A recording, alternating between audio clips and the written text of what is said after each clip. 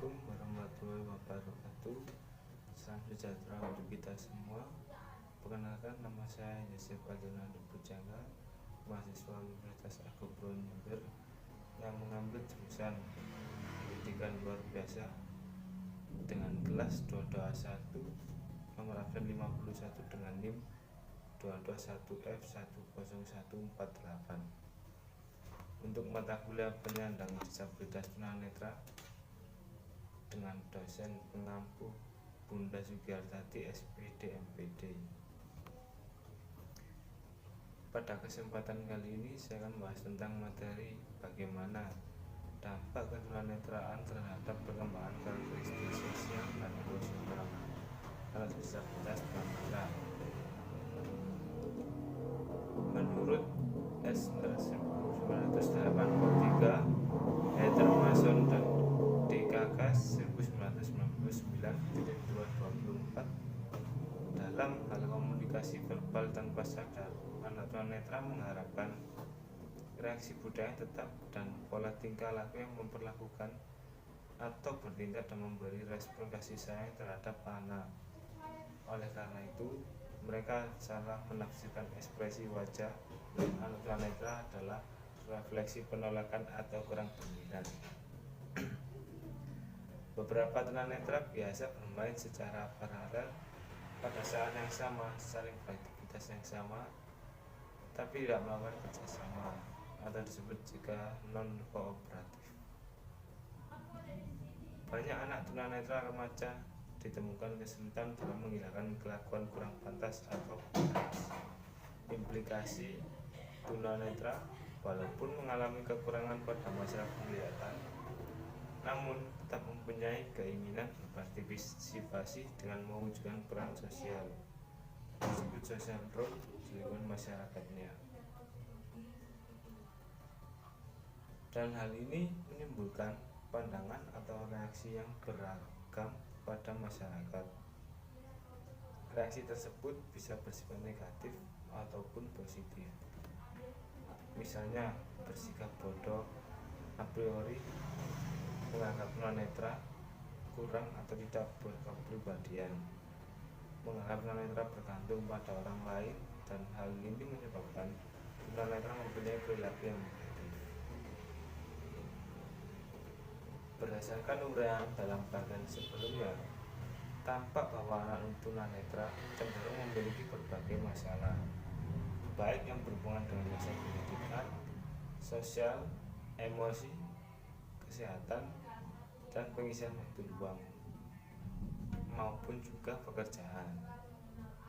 Semua permasalahan tersebut perlu diantisipasi dengan memberikan layanan pendidikan dan arahan, bimbingan, latihan, dan kesempatan yang luas bagi anak tunanetra, sehingga permasalahan-permasalahan yang mungkin timbul dalam berbagai aspek tersebut dapat ditanggulangi sedini mungkin. Artinya perlu dilakukan upaya-upaya khusus secara terpadu dan multidisipliner untuk mencegah jangan sampai permasalahan tersebut muncul, meluas dan mendalam, yang akhirnya dapat merugikan perkembangan anak tunanetra tersebut. Lalu untuk perkembangan sosial anak tunanetra, secara umum dikatakan bahwa masalah dalam bergerak, sikap terlalu melindungi diri orang terdekat, khususnya orang tua, keluarga, dan hubungan dengan sekelompok teman sebaya. Dan diketahui bahwa penglihatan anak-anak normal lainnya menunjukkan bahwa anak dengan cacat penglihatan memiliki masalah dalam penyesuaian dirinya, tidak berdaya, dan bergantung pada orang lain. Oleh karena itu, sikap orang tua, sekelompok teman sebaya, dan guru memegang peranan penting dalam membantu mereka yang memiliki gangguan penglihatan dalam berinteraksi dengan orang lain, baik secara komunikasi, perilaku, ataupun beradaptasi dengan lingkungan sekitarnya. Seperti yang sudah diketahui dari beberapa penelitian mengatakan bahwa Kesulitan interaksi sosial terjadi karena justru respon masyarakat yang tidak sesuai pada orang-orang yang memiliki gangguan atau hambatan penglihatan. Pengamatan sosial memang memiliki daya pengamatan jauh jaraknya yang memungkinkan adanya penguasaan lingkungan, penguasaan diri, atau hubungan antara keduanya. Karena itu, dengan lingkungan dengan hilangnya penglihatan sosialisasi terhadap lingkungan sangatlah jelek atau tidak memungkinkan untuk anak tunanetra untuk beradaptasi ataupun untuk bersosialisasi. Hal ini terjadi karena ia tidak dapat menyelaraskan tindakannya pada situasi lingkungan sekitarnya. Kita ketahui bersama bahwa di dalam lingkungan sosial banyak kegiatan dan kebiasaan yang dipelajari, sedangkan bagi anak tunanetra hal ini merupakan hambatan besar di dalam kehidupan mereka, sehingga mereka sangat membutuhkan orang lain sebagai pendamping agar ia dapat menyesuaikan diri dengan lingkungannya. Lalu ada perilaku sosial secara khusus, dikembangkan melalui observasi terhadap kebiasaan dan kejadian sosial serta menirunya. Kutip Sachs dan N. Silberman dalam Friend 2005-2417. Perbaikan terjadi melalui penggunaan perilaku sosial secara terulang-ulang melalui kebiasaan yang dilaksanakan secara terus-menerus, konsisten dan sulit dirubah karena sudah mendarah daging, dan secara langsung melalui feedback dari orang yang berkompeten secara visual.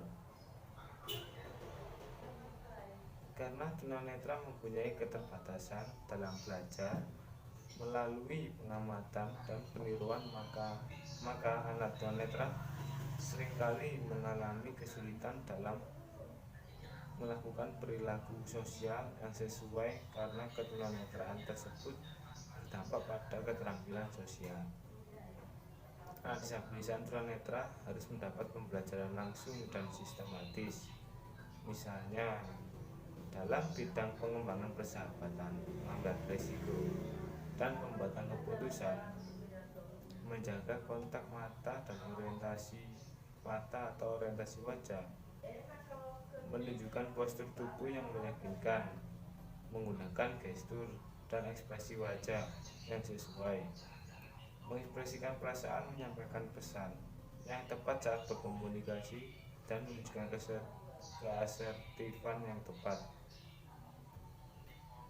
Lalu ada beberapa siswa tunanetra menunjukkan perilaku stereotipik, yaitu perilaku yang berulang-ulang yang tidak bermanfaat. Sebagai contoh, mereka sering mengekang matanya, membuat suara dengan jarinya, menggoyang-goyangkan kepala dan badan, atau berputar-putar. Kutip Silberman dalam Friend 2005.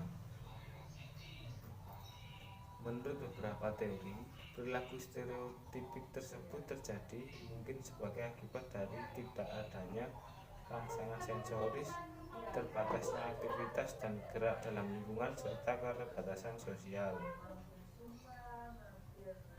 Biasanya, para ahli untuk menghilangkan perilaku tersebut dengan cara membantu mereka memperbanyak aktivitas atau dengan mempergunakan strategi perilaku tertentu, misalnya memberikan reward atau alternatif pengajaran sehingga perilaku positif anak tunanetra terbentuk dengan optimal. Kita bisa membayangkan bahwa keterampilan sosial yang dilakukan sehari-hari apakah sudah diajarkan kepada kita bahwa bagaimana harus melihat lawan bicara ketika kita berbicara dengan orang lain, bagaimana kita menggerakkan tangan ketika berpisah dengan orang lain, atau bagaimana cara kita berekspresi wajah dengan orang lain. Ketika melakukan komunikasi, nonverbal. Dalam hal seperti ini, mungkin jawaban kita akan berkomitmen tidak. Perilaku sosial secara tipikal ini merupakan dapat dikembangkan melalui observasi serta peniruan. Perbaikan biasanya dilakukan melalui penggunaan yang berulang-ulang dan bila diperlukan meminta masukan dari orang lain yang berkompeten. Karena Hunet mempunyai keterbatasan dalam belajar melalui pengamalan dan menirukan, anak tunanetra sering mempunyai kesulitan dalam melakukan perilaku sosial yang benar. Sebagai dampak atau akibat ketunanetraannya yang berpengaruh terhadap keterampilan sosial, anak tunanetra harus mendapat pembelajaran yang langsung dan sistematis dalam bidang perkembangan persahabatan, menjaga kontak mata atau orientasi wajah dengan benar, mengekspresikan perasaan, menyampaikan pesan yang tepat pada waktu melakukan komunikasi, serta mempergunakan alat bantu yang tepat. Artinya, anak disabilitas tunanetra dalam melakukan segala sesuatu mereka sangat kompeten, sangat mempunyai komitmen untuk menyelesaikannya sesuai kemampuan mereka. Maka dari itu, orang tua, keluarga, guru, sahabat, atau siapapun yang berada di sekitar mereka harus memberikan perilaku yang baik yang bisa mendukung mereka dalam bersosialisasi dengan siapa saja dan juga bisa membantu mereka dalam proses pendidikan dan juga masa depan anak tunanetra.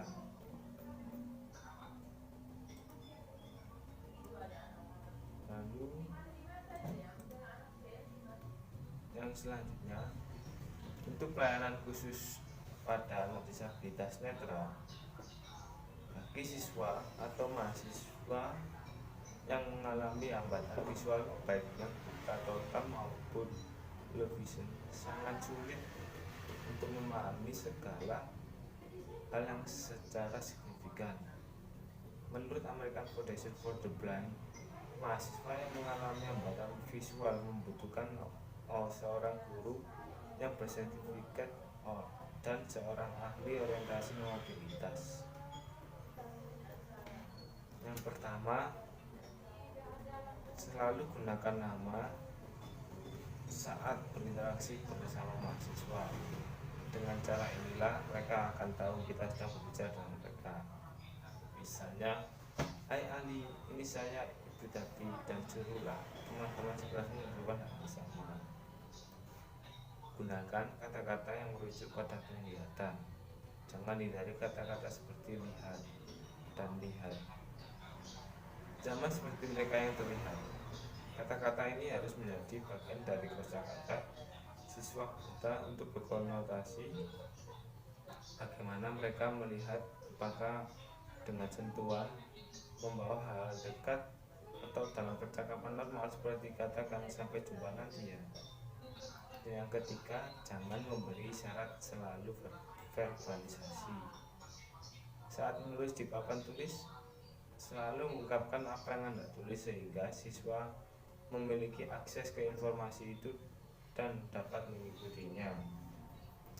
Gunakan konsep-konsep posisional dan terarah seperti di atas, di bawah meja, atau di belakang dan di depan. Jadi, gunakanlah kalimat-kalimat deskriptif seperti bola ada di samping pintu, alih-alih bola ada di sana, karena siswa tidak dapat melihatnya. Yang keempat, hindari bertanya apakah seorang siswa dapat melihat. Hindari bertanya pada saat siswa yang buta, "Bisakah Anda melihat ini?" Seperti mereka bisa melihatnya. Tapi gantilah dengan pertanyaannya, "Dapatkah Anda menemukan X?" Atau "Dapatkah Anda melihat beberapa bagian benda ini lebih detail?" Yang kelima, tempat duduk yang strategis. Guru harus memahami sisi kuat dari penglihatan siswa. Jika siswa melihat dengan sisi mata kiri, maka dudukan siswa sisi di sisi kanan kelas dan jauh dari jendela. Tempat duduk menghadap sumber cahaya, matahari atau jendela, idealnya di belakang mereka. Yang keenam, ada kontras.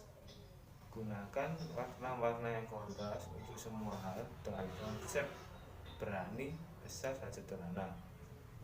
Gunakanlah pola terang dan kontras dengan lantai dan tangga dari awal hingga akhir diberi warna yang kontras, biasanya kuning. Lalu yang ketujuh, ikuti pemimpin. Saat mengantri, latihlah anak untuk mengarahkan perhatian kepada teman di depannya untuk menjadi pemimpinnya. Kemudian, latihlah anak yang untuk mengarahkan perhatian ke anak di depannya dengan mengikuti gerakan, misalnya berhenti, berjalan, lurus, berputar, dan lain-lain. Selalu bergerak perlahan demi keselamatan. Lalu yang ke-8, jadilah pembantu yang percaya diri. Jika kita menjadi pemandu bagi siswa yang buta dan duduk di bangku prasekolah, maka tawarkan kedua jari kita untuk mereka pegang. Kita tidak memegangnya kecuali untuk keselamatannya. Untuk siswa yang lebih tua, mereka memegang tepat di atas siku kita, dan mereka yang dominan memegang kita kecuali untuk keselamatannya. Yang ke-9, untuk keamanan pertama, pahamkan siswa dengan aturan jalan atau orientasi mobilitas yang menggunakan sisi kanan lorong atau pagar kanan. Gunakan batas seperti kerucut ataupun garis untuk latihan orientasi mobilitas dan kemandirian dalam mengakses lingkungan rumah maupun lingkungan sekolah. Lalu yang 10, penerimaan guru pada siswa buta. Seorang guru harus memberikan penerimaan diri kepada siswa yang buta. Hal ini penting untuk meningkatkan rasa kepercayaan diri murid yang mengalami kebutaan terhadap diri mereka. Penerimaan diri dari seorang guru yang profesional kepada murid kebutuhan khusus berdampak positif kepada anak buta itu sendiri, karena seorang figur guru adalah sumber suri tauladan bagi semua murid-muridnya, sehingga mereka pun akan melakukan hal yang sama, yaitu penerimaan kepada siswa yang mengalami hambatan visual. Langkah pertama yang batas dibuat kita lakukan sebelum pembelajaran adalah memahami bahwa kemampuan melihat sangat terbatas, dibutuhkan hal-hal yang konkret dalam segala hal. Karena 80% dari apa yang dilihat bayi adalah melalui indera penglihatan. Jadi masuk akal jika anak tunanetra mengalami hambatan dalam belajar tentang suatu hal. Lalu ada beberapa hal pelajaran kehidupan yang tidak sepenuhnya dipahami tanpa penglihatan. Misalnya, apa artinya tinggi dan bagaimana cara kita menjelaskan antara laki-laki yang jangkung, pohon yang tinggi, atau bangunan tinggi yang belum pernah dilihatnya. Misalnya juga melihat awan di langit yang biru. Untuk itulah maka guru harus membantu siswa memahami dan menerapkan keterampilan dan konsep dasar seperti putaran misalnya. Anak tunanetra diajarkan bahwa koin bulat, bola itu bulat, dan ban itu juga bulat. Ini adalah beberapa objek yang bulat, walaupun mungkin siswa tidak sepenuhnya memahami bagaimana kekenulatan itu berlaku untuk semua benda-benda, karena masing-masing benda mempunyai ukuran yang berbeda. Lalu ada karakteristik tunanetra. Organ mata yang normal dalam menjalankan fungsinya sebagai indera penglihatan melalui proses berikut. Pantulan cahaya dari objek yang lingkungannya ditangkap oleh mata melewati kornea lensa mata, lalu membentuk bayangan nyata yang lebih kecil dan terbalik pada retina. Dari retina dengan melalui syaraf penglihatan bayangan benda dikirim ke otak, terbentuklah kesadaran orang tentang objek yang dilihatnya. Lalu sedangkan organ mata yang tidak normal atau berkelainan dalam proses fisiologis melihat bayangan benda yang ditangkap oleh mata tidak dapat diteruskan oleh kornea, lensa mata, dan retina dan ke syaraf karena suatu sebab. Misalnya kornea mata mengalami kerusakan, kering, keriput, lensa mata menjadi keruh, atau syaraf yang menghubungkan mata dengan otak mengalami gangguan. Seorang yang mengalami kondisi tersebut dikatakan sebagai penderita kelainan penglihatan atau tunanetra. Lalu, untuk mengelompokkan seorang dalam klasifikasi kelainan dalam kaitannya dengan pemberian layanan pendidikan khusus harus berdasarkan kriteria tertentu yang menjadi acuan. Lalu, tunanetra dapat diartikan sebagai hilang atau tidak adanya kemampuan mempersepsikan gambar visual. Kemampuannya hanya 1:10 dari penglihatan normal atau 20:200 bila diukur dengan kartu Snellen Mintaro 2010. Ketunanetraan dapat mengenai satu atau kedua bola mata dan dapat bersifat sementara, transient blindness, atau juga blackout atau selamanya. Ketunanetraan sementara bisa terjadi akibat akselerasi vertikal yang menyebabkan gaya gravitasi tinggi, penyakit ginjal, atau terdapat penyumbutan pada pembuluh darah mata. Lalu, kelainan pada mata yang dapat menyebabkan ketunanetraan selamanya bisa terjadi pada seluruh bagian dari mata seperti retina, kornea, lensa, corpus vitreus, nervus opticus, uvea, atau seluruh bola mata. Penyebabnya bisa tidak diketahui, penyakit keturunan atau faktor-faktor intrauterin, faktor-faktor prenatal, dan faktor-faktor pada masa anak. Menurut Mariotti 2009, Polanyi 2009. Cruikshank tahun 1980 menelaah jenjang ketunanetraan berdasarkan pengaruh gradasi kelainan penglihatan terhadap aktivitas ingatannya. Dapat dikelompokkan menjadi 5. Yang pertama, tunanetra total, bawaan atau yang diderita sebelum usia 5 tahun. Yang kedua, tunanetra total yang diderita setelah usia 5 tahun. Yang ketiga, anak tunanetra sebagian besar karena faktor bawaan. Keempat, tunanetra sebagian akibat sesuatu yang didapat kemudian. Lalu yang kelima, dapat melihat sebagian karena faktor bawaan.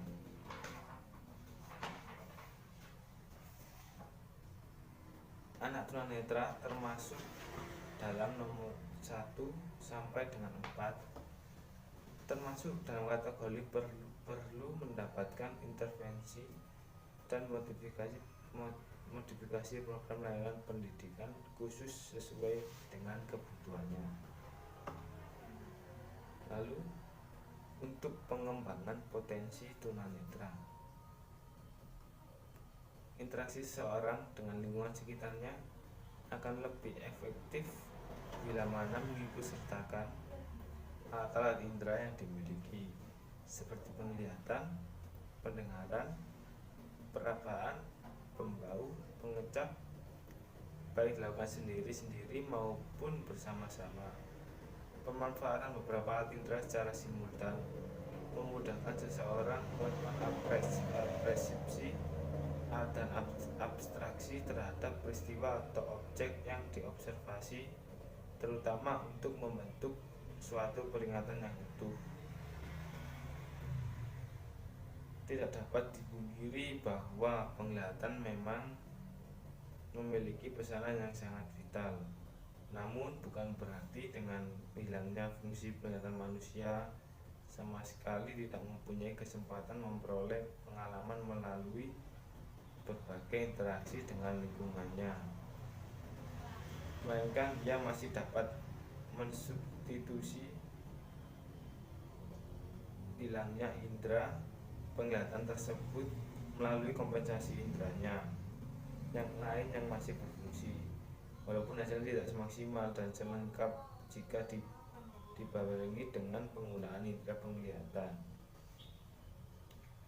sebagai alat penyatu yang memadukan dan menyusun suatu konsep. Indera penglihatan memang sangat representatif, sebab detail-detail objek yang peristiwa yang ada di sekitarnya dapat diapresiasi dengan sempurna, mulai dari spesifikasi gejala sampai terjadinya suatu proses. Bahkan sampai terselesainya suatu proses, semua rangkaian peristiwa tersebut dengan mudah direkam lewat penglihatan. Oleh karena itu, seseorang yang kehilangan penglihatan biasanya akan memanfaatkan opsi pendengaran dan perabaan sebagai sarana alternatif yang digunakan untuk melakukan pengenalan terhadap lingkungan di sekitarnya.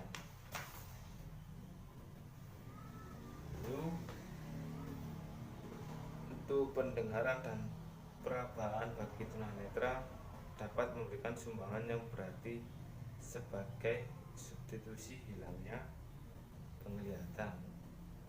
Akan tetapi keduanya mempunyai keterbatasan, sebagaimana pada karakteristik suara yang dapat didengar sangat dibatasi oleh waktu yang bersifat temporal. Oleh sebab itu, agar tidak kehilangan momen-momen penting dari suara yang ditangkap lewat indera pendengarannya, tunanetra perlu menyimak secara seksama setiap momen semua yang ditangkapnya. Sekian dari saya, terima kasih.